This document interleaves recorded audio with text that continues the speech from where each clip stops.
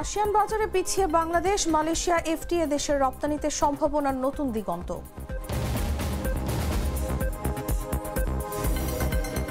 শিক্ষকদের ঢাকা না ছাড়ার ঘোষণা, আন্দোলনরত শিক্ষকদের হঠাতে পুলিশের প্রেস ক্লাবে সাউন্ড গ্রেনেড নিক্ষেপ। শাহবাগে মুখোমুখি পুলিশ ও শিক্ষক নিয়োগে বঞ্চিতরা, দাবি না মানলে রাজপথ না ছাড়ার হুঁশিয়ারি।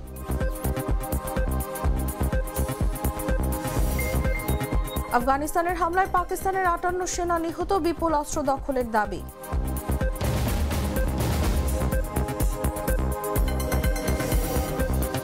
এবং অনূর্ধ্ব ২০ বিশ্বকাপে মেক্সিকোকে হারিয়ে বিশ্বকাপের সেমিফাইনালে আর্জেন্টিনা।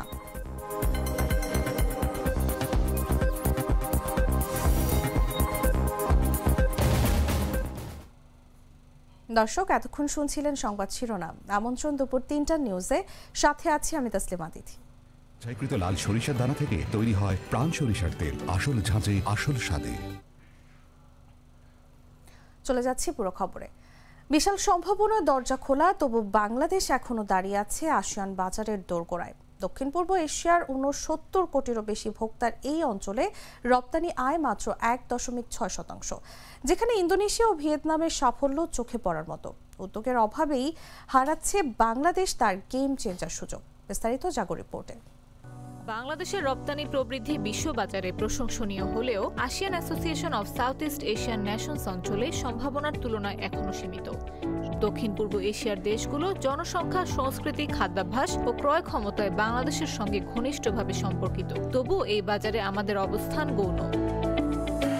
রপ্তানি উন্নয়ন ব্যুরো ইপিবির তথ্য অনুযায়ী ২০২৪-২৫ অর্থ বছরে বাংলাদেশ আসিয়ান অঞ্চলে মাত্র ৭৭৭.৫৯ মিলিয়ন মার্কিন ডলারের পণ্য রপ্তানি করেছে, যা মোট রপ্তানির মাত্র ১.৬%। অথচ ইন্দোনেশিয়া, ভিয়েতনাম, কম্বোডিয়া ও সিঙ্গাপুরের মতো দেশগুলো এই সময় রপ্তানিতে উল্লেখযোগ্য প্রবৃদ্ধি দেখিয়েছে। অর্থনীতিবিদ ডক্টর এম মাসরুর রিয়াজের মতে, বাংলাদেশ এখনো আসিয়ান বাজারকে অগ্রাধিকার দেয়নি। ইউরোপ ও উত্তর আমেরিকা কেন্দ্রিক মনোযোগের ফলে এই অঞ্চলের জন্য উপযুক্ত বৈচিত্র্যময় পণ্যের অভাব রয়ে গেছে। তিনি আরো বলেন, মান ও সার্টিফিকেশনের ঘাটতি, বাণিজ্য চুক্তির অভাব এবং লজিস্টিক চ্যালেঞ্জ বাংলাদেশের প্রতিযোগিতায় পিছিয়ে পড়ার মূল কারণ।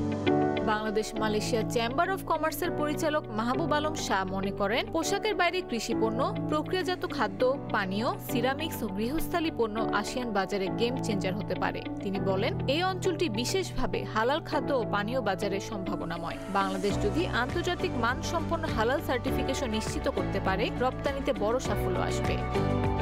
মালয়েশিয়ায় নিযুক্ত বাংলাদেশের উপ হাই কমিশনার মোসাম্মাদ শাহানারা মনিকা জানান, ২০২৬ সালের মধ্যে বাংলাদেশ মালয়েশিয়া মুক্ত বাণিজ্য চুক্তি এফটিএ নিয়ে আনুষ্ঠানিক আলোচনা শুরু হতে পারে।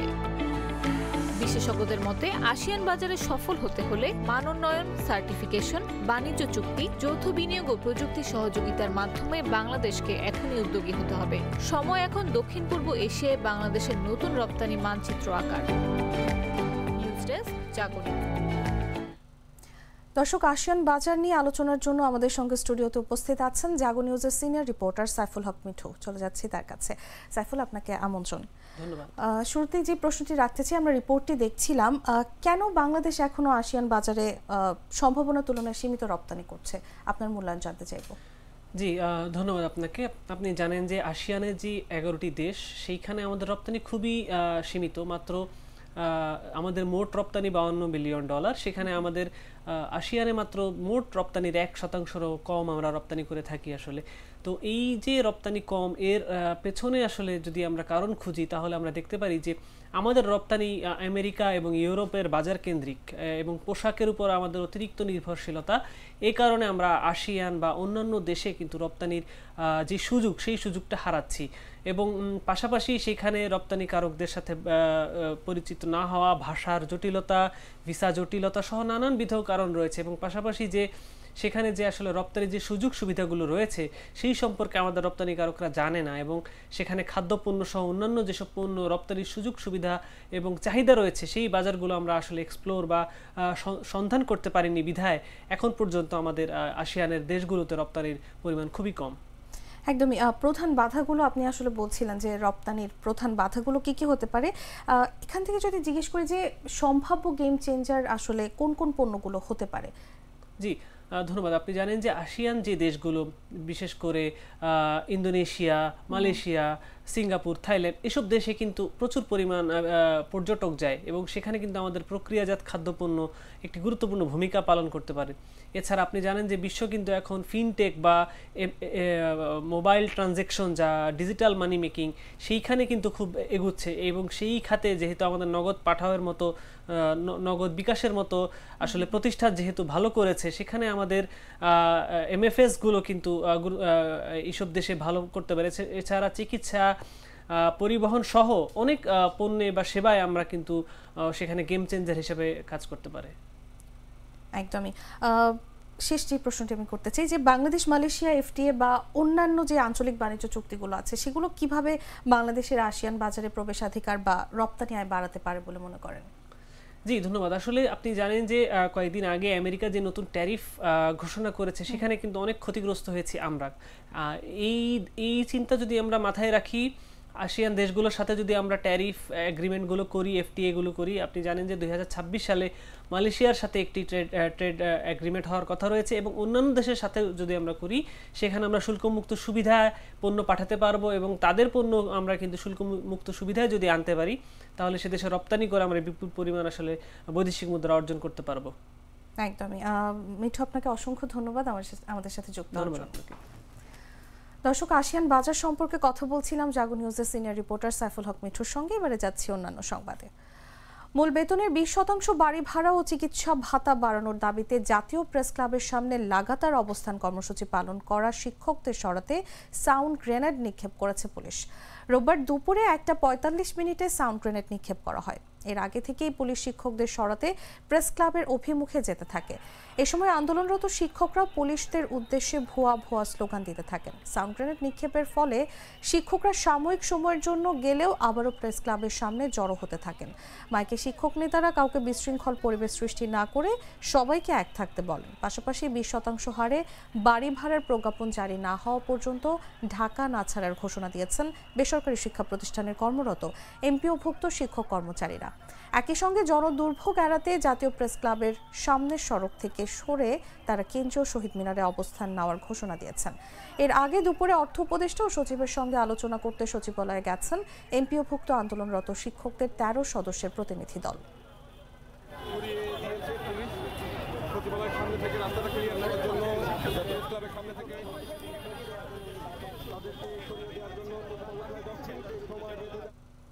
দর্শক, এই মুহূর্তে প্রেস ক্লাবে আছেন আমাদের রিপোর্টার আব্দুল্লাহ আল কাউসার। প্রেস ক্লাবের সবশেষ পরিস্থিতি জানতে সরাসরি চলে যাচ্ছি তার কাছে।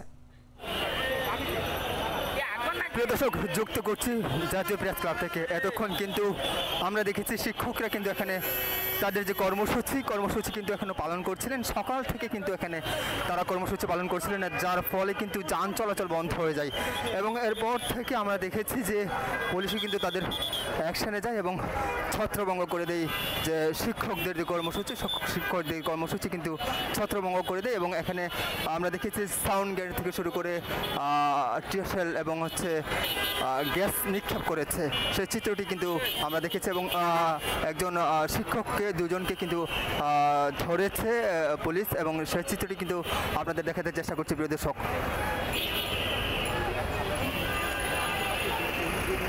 যদিও এতক্ষণ পর্যন্ত শিক্ষকদের দখলে প্রেস ক্লাব ছিল, কিন্তু এখন কিন্তু পুলিশের দখলে কিন্তু প্রেস ক্লাব চলে গেছে এবং পুলিশ কিন্তু কড়া অবস্থানে কিন্তু আছে সেই জায়গাটিতে এবং এখানে কিন্তু তারা বলছে মাইকিং করে এবং বিভিন্নভাবে কিন্তু বলার চেষ্টা করছে যে এখান থেকে সরে যাওয়ার জন্য, যা গিয়ে সরোবরদী উত্থানে কিন্তু তাদের কর্মসূচি পালন করার জন্য এমনটা পুলিশের পক্ষ থেকে বলা হচ্ছে এবং পুলিশ বিভিন্নভাবে তাদেরকে তাড়িয়ে দেওয়ার জন্য চেষ্টা করছে, কিন্তু কোনো ধরনের কাজ হচ্ছে না। একদিক দিয়ে তাড়িয়ে দিলে অন্য দিক দিয়ে প্রেস ক্লাব দখল করার জন্য চেষ্টা করছে এবং আমরা দুজন শিক্ষককে দেখেছি যে পুলিশ ধরেছে এবং তাদেরকে নিয়ে যেতেও দেখেছি আমরা এবং আমরা দেখতে পাচ্ছি এক পাশে শিক্ষকরা আবারও অবস্থান করছে প্রেস ক্লাব দখল নেওয়ার জন্য। পুলিশের পক্ষ থেকে আবারও সতর্কবার্তা চলে যাওয়ার জন্য এখান থেকে আবারও কিন্তু পুলিশ এগিয়ে যাচ্ছে শিক্ষকদেরকে এখান থেকে বিতাড়িত করার জন্য।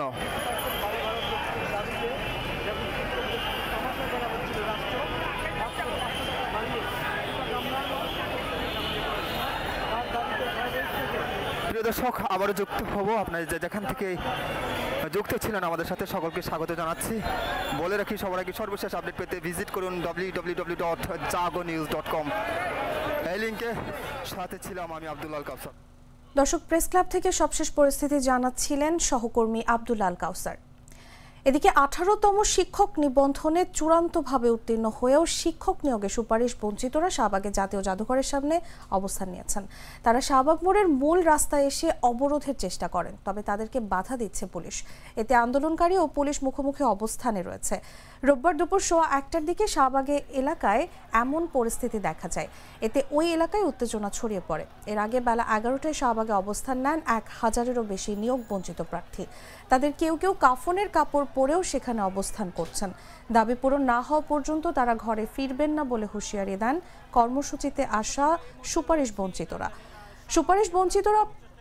বঞ্চিত প্রার্থীরা বলেন, শিক্ষা প্রতিষ্ঠানে প্রায় 50,000 শিক্ষক পদ শূন্য, অথচ শিক্ষক নিবন্ধনে উত্তীর্ণরা সুপারিশ বঞ্চিত হয়েছে। অবিলম্বে শূন্য পদে নিয়োগের জন্য বিশেষ গণবিজ্ঞপ্তি প্রকাশ করে এনটিআরসি এর সনদধারীদের নিয়োগের ব্যবস্থা করা হোক। এ দাবি না মানলে রাজপথ ছাড়বে না হুঁশিয়ারি দেন তারা। এই মুহূর্তে আমরা দেখছি যে 18তম শিক্ষক নিবন্ধনে উত্তীর্ণ এবং সুপারিশ বঞ্চিত তারা কিন্তু এই মুহূর্তে তারা পুলিশের সামনে স্লোগান দিচ্ছেন এবং পুলিশ এবং নিবন্ধন। স্বরাষ্ট্র উপদেষ্টা জাহাঙ্গীর আলম চৌধুরী বলেছেন, নির্বাচনে মাঠ প্রশাসনকে নিরপেক্ষভাবে কাজ করার নির্দেশ দেওয়া হবে। রোববার আইন শৃঙ্খলা সংক্রান্ত কোর কমিটির সভা শেষে সাংবাদিকদের একথা বলেন তিনি জানান, আসন্ন জাতীয় সংসদ নির্বাচন ঘিরে মাঠ পর্যায়ে জেলা প্রশাসক, পুলিশ সুপার, উপজেলা নির্বাহী কর্মকর্তা ও ওসিদের নিরপেক্ষভাবে দায়িত্ব পালনের নির্দেশনা নিয়ে বৈঠকে আলোচনা হয়েছে। বিগত 3টি জাতীয় নির্বাচনে যারা দায়িত্ব পালন করেছেন, আগামী নির্বাচনে তাদের কোনো দায়িত্বে রাখা হবে না বলে জানিয়ে স্বরাষ্ট্র উপদেষ্টা বলেন, আসন্ন নির্বাচনে যথাসম্ভব তাদের দায়িত্ব দেয়া থেকে বিরত থাকবে সরকার। জাতীয় নির্বাচন অবাধ, সুষ্ঠু ও নিরপেক্ষ করতে মাঠ পর্যায়ে জেলা প্রশাসক, পুলিশ সুপার, উপজেলা নির্বাহী কর্মকর্তা এবং ভারপ্রাপ্ত কর্মকর্তাদের নির্দেশ দেওয়া হয়েছে বলেও জানান তিনি।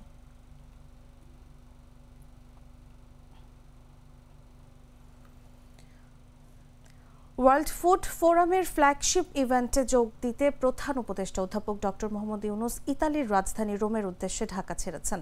রোববার সকালে প্রধান উপদেষ্টা ও তার সফর সঙ্গীদের বহনকারী বাংলাদেশ বিমানের একটি ফ্লাইট হযরত শাহজালাল আন্তর্জাতিক বিমানবন্দর ছেড়ে যায়। প্রধান উপদেষ্টার প্রেস সচিব শফিকুল আলম এই তথ্য নিশ্চিত করেন। সফরসূচি অনুযায়ী অধ্যাপক ডক্টর মোহাম্মদ ইউনূস ফোরামের মূল অধিবেশনে আমন্ত্রিত অতিথি হিসেবে ভাষণ দেবেন। এছাড়া তিনি ইতালির প্রধানমন্ত্রী জর্জিয়া মেলোনি এবং বিভিন্ন আন্তর্জাতিক সংস্থার প্রধানদের সঙ্গে বৈঠক করবেন।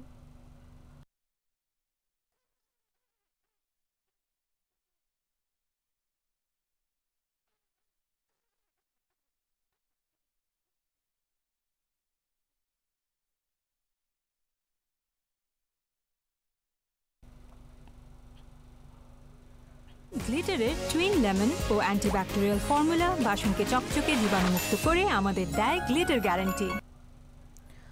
ময়মনসিংহ বিভাগের সব জেলা থেকে ঢাকাগামী বাস চলাচল অনির্দিষ্টকালের জন্য বন্ধ রয়েছে। এতে চরম দুর্ভোগে পড়েছেন যাত্রীরা।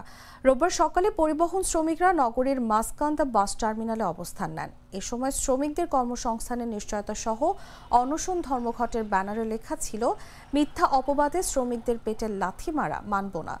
ষড়যন্ত্র করে গাড়ি বন্ধ করা চলবে না, ষড়যন্ত্রকারীদের গ্রেফতার চাই, শ্রমিক ও যাত্রী হয়রানি থেকে মুক্তি চাই। সংশ্লিষ্টরা জানান, ঢাকার পরিবহন মালিকদের নির্দেশে বাস চালক ও শ্রমিকরা অনির্দিষ্টকালের জন্য বাস চালানো বন্ধ করেছেন। সরেজমিনে নগরীর মাসকান্দা বাস টার্মিনাল ও দীঘিয়াকান্দা বাইপাস মোড়ে গিয়ে দেখা যায়, ঢাকাগামী সব ধরনের বাস চলাচল বন্ধ রয়েছে। অনেক যাত্রী ঢাকায় যেতে টার্মিনালে এসেছেন, তবে গাড়ি বন্ধ থাকায় যেতে পারছেন না। দীর্ঘক্ষণ অপেক্ষা করেও বাস চালুর বিষয়ে সিদ্ধান্ত না আসায় বাধ্য হয়ে বাসায় ফিরে যেতে হচ্ছে। এমন দুর্ভোগের কারণে ক্ষুব্ধ হচ্ছেন যাত্রীরা।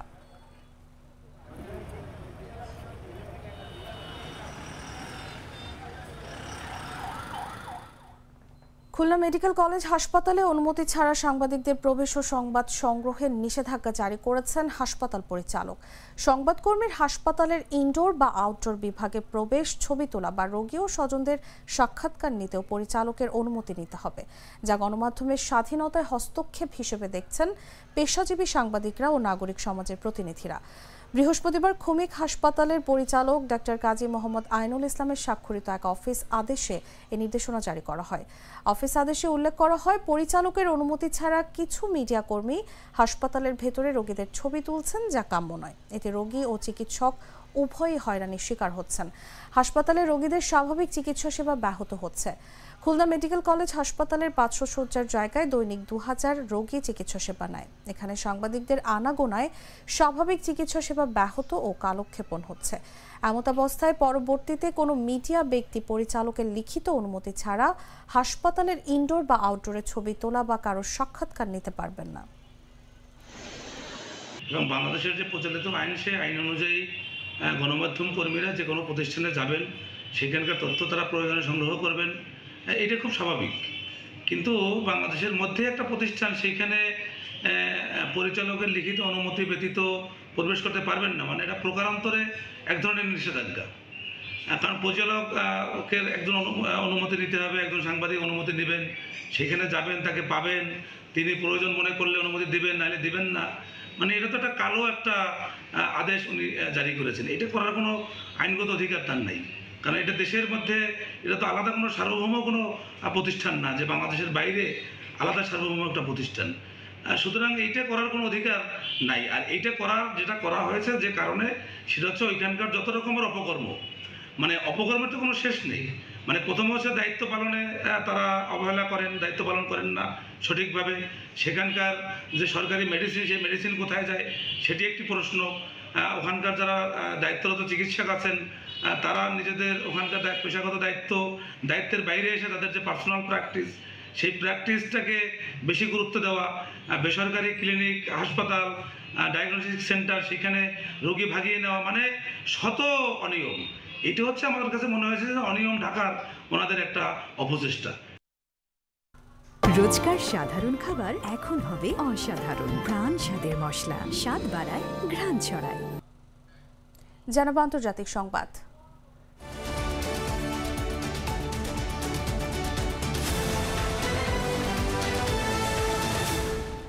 আফগানিস্তানের হামলায় পাকিস্তানের 58 সেনা নিহত এবং আরও 30 জনকে আহত হয়েছেন বলে জানিয়েছে তালেবান প্রশাসন। আফগান সরকারের মুখপাত্র জবিউল্লাহ মুজাহিদ রোববার বার্তা সংস্থা টোলো নিউজকে বলেন, এই অভিযানে 20 জনের বেশি তালেবান যোদ্ধাও নিহত বা আহত হয়েছেন। তবে আফগান বাহিনী পাকিস্তানি অস্ত্রের একটি বড় অংশ দখল করেছে। পাকিস্তান এখনও তালেবান সরকারের এই দাবি নিয়ে কোনো মন্তব্য করেনি। রোববার সকালে তালেবান জানায়, কুনার ও হেলমন্দ প্রদেশে পাল্টা হামলায় তারা 3টি পাকিস্তানি সীমান্ত পোস্ট দখল করেছে।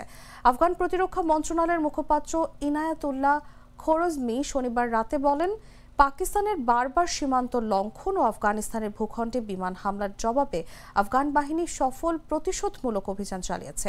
এক্সে দেয়া পোস্টে তিনি জানান, অভিযানটি মধ্যরাতে শেষ হয়। অন্যদিকে পাকিস্তানের রাষ্ট্রীয় গণমাধ্যম রোববার জানায়, পাকিস্তানি বাহিনী আফগানিস্তানের 19টি সীমান্ত পোস্ট দখল করেছে।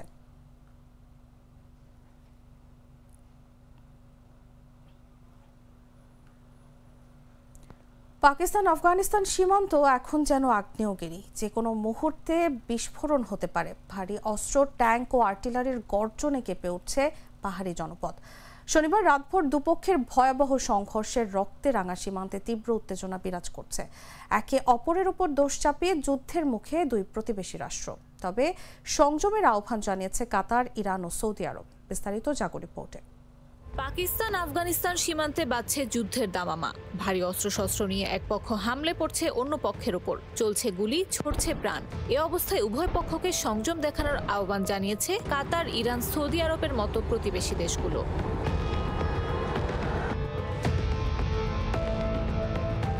পাকিস্তানি সংবাদ মাধ্যম ডন জানিয়েছে, পাকিস্তান ও আফগান তালেবান বাহিনীর মধ্যে শনিবার রাতে সীমান্ত জুড়ে ভয়াবহ সংঘর্ষের ঘটনা ঘটেছে। পাকিস্তানের স্বরাষ্ট্রমন্ত্রী মোহসিন নাকভি জানিয়েছেন, আফগান বাহিনীর উস্কানিমূলক হামলার জবাবে পাকিস্তান সেনাবাহিনী শক্ত প্রতিক্রিয়া দিয়েছে।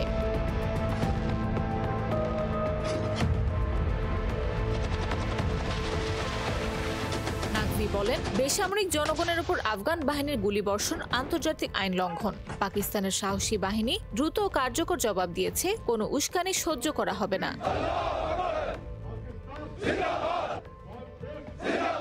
তিনি আরো বলেন, আমাদের সেনারা সতর্ক অবস্থানে আছে। আফগানিস্তানকে ইটের জবাবে পাথর দেয়া হচ্ছে। পাকিস্তানের জনগণ সেনাবাহিনীর পাশে আছে ইস্পাতের দেয়ালের মতো। আফগানিস্তানকেও ভারতের মতোই উপযুক্ত জবাব দেয়া হবে।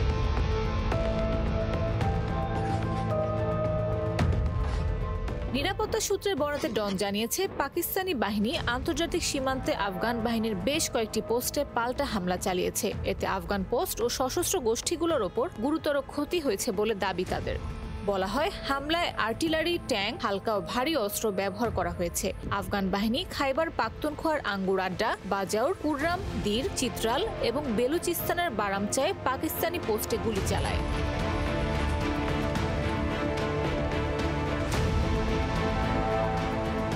কাবুল কর্তৃপক্ষের অভিযোগ, পাকিস্তান গত সপ্তাহে আফগান রাজধানীতে বিমান হামলা চালায়। এর জবাবেই সীমান্তে লড়াই শুরু হয়েছে বলে দাবি তালেবান সীমান্ত বাহিনী।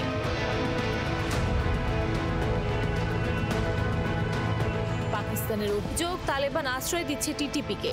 ইসলামাবাদ যদিও বিমান হামলার কথা অস্বীকার করেছে, তবে কাবুলকে সতর্ক করে বলেছে, তেহরিকি তালেবান পাকিস্তানকে নিজেদের মাটিতে আশ্রয় দেয়া বন্ধ করতে হবে।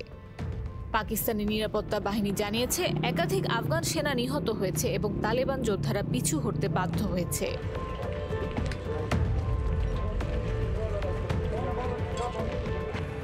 তারা আরও বলেছে, দায়েশ ও খারিজি গোষ্ঠীর ঘাঁটিগুলো, যেগুলো আফগান অন্তর্বর্তী সরকারের ছত্রছায়ায় চলছে, সেখানে আর্টিলারি, ট্যাঙ্ক, ড্রোন ও বিমান দিয়ে হামলা চালানো হচ্ছে।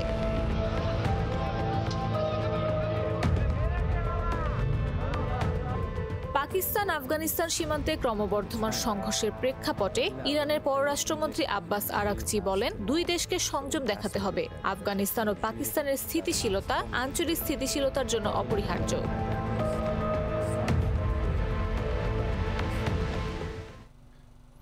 জানাবো খেলার খবর।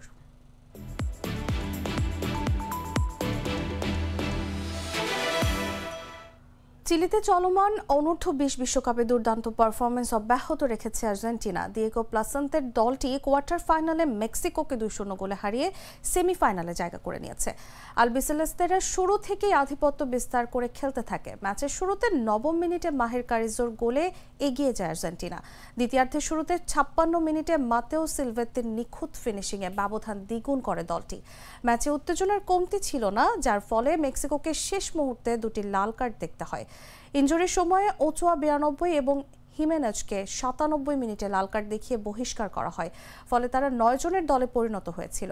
এই জয়ের মাধ্যমে আর্জেন্টিনার সেমিফাইনালে মুখোমুখি হবে কলম্বিয়ার, যারা এর আগে দারুণ এক ম্যাচে স্পেনকে 3-2 গোলে হারিয়ে শেষ 4-এ উঠেছে। এখন প্লাসেন্তের শীর্ষদের লক্ষ্য গ্র্যান্ড ফাইনালের টিকিট নিশ্চিত করা।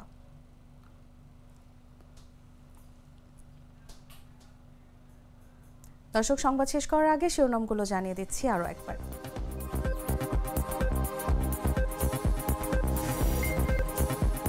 আসিয়ান বাজারে পিছিয়ে বাংলাদেশ, মালয়েশিয়া এফটিএ দেশের রপ্তানিতে সম্ভাবনার নতুন দিগন্ত।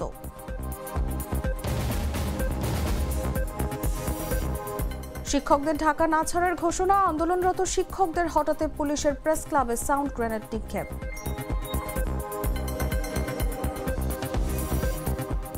শাহবাগে মুখোমুখি পুলিশ ও শিক্ষক নিয়োগে বঞ্চিতরা, দাবি না মানলে রাজপথ না ছাড়ার হুঁশিয়ারি।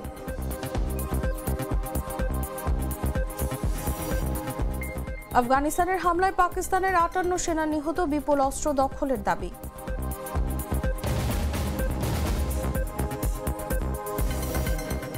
এবং অনূর্ধ্ব-20 বিশ্বকাপে মেক্সিকোকে হারিয়ে বিশ্বকাপের সেমিফাইনালে আর্জেন্টিনা।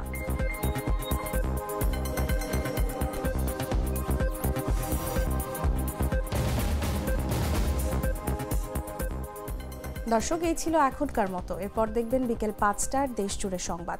প্রতি মুহূর্তের সর্বশেষ খবর জানতে ভিজিট করুন jagunews24.com। ফলো করুন আমাদের ভেরিফাইড ফেসবুক পেজ এবং সাবস্ক্রাইব করুন জাগো নিউজের ইউটিউব চ্যানেল। ধন্যবাদ সবাইকে।